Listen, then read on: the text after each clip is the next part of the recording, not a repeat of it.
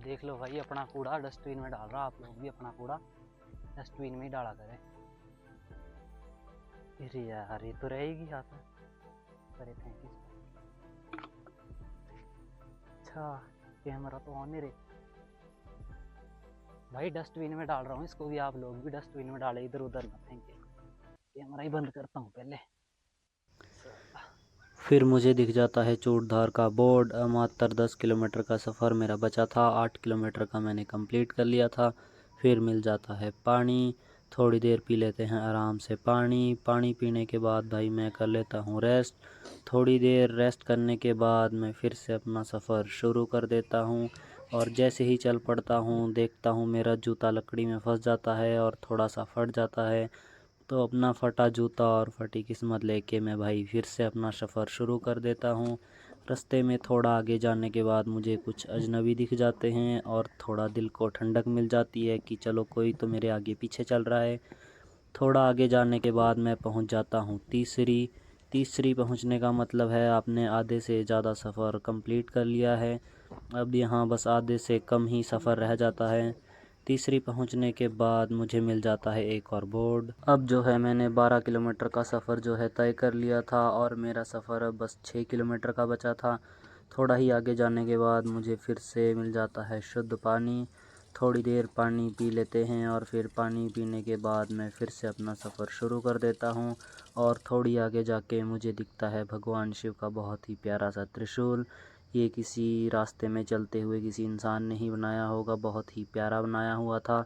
और उसके बाद मैं फिर से चल पड़ता हूँ आगे अपने सफ़र की तरफ, अकेला ही अपने अकेलेपन और तन्हाई के साथ चल पड़ता हूँ। बहुत ही सुंदर दृश्य था मेरे आसपास का। आगे जाने के बाद दिखता है कि रास्ता काफ़ी तंग था, लेकिन हम हैं पहाड़ी और पहाड़ी कमांडो हर किसी हांडो, तो मैं चल पड़ता हूँ इसी रास्ते पर।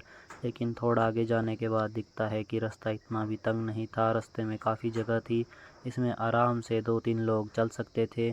थोड़ा आगे जाने के बाद मुझे असली टास्क मिलता है, 2 बड़ी बड़ी चट्टानों के बीच में से मुझे गुजरना पड़ता है।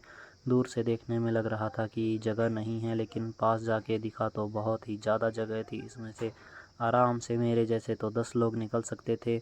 और उसके बाद दिख जाता है इतना प्यारा नज़ारा, बादल मेरे नीचे और मैं बादलों के ऊपर से मैं चल पड़ता हूँ अपनी मंजिल की तरफ। लेकिन मुझे काफ़ी देर हो जाती है और मुझे मंदिर पहुँचने में रात हो जाती है। तो वहाँ पूजा हो चुकी थी, मैं ऐसे ही मंदिर के दर्शन करने चला जाता हूँ। उसके बाद मुझे ठंड लग जाती है, तो मैं एक जगह ढाबे पर आग सेकने लग जाता हूँ अजनबियों के साथ। सुबह होते ही मैं चला जाता हूँ मंदिर और मंदिर में माथा टेकने और भोग लेने के बाद मैं चल पड़ता हूँ चूड़ू के पत्थर की तरफ।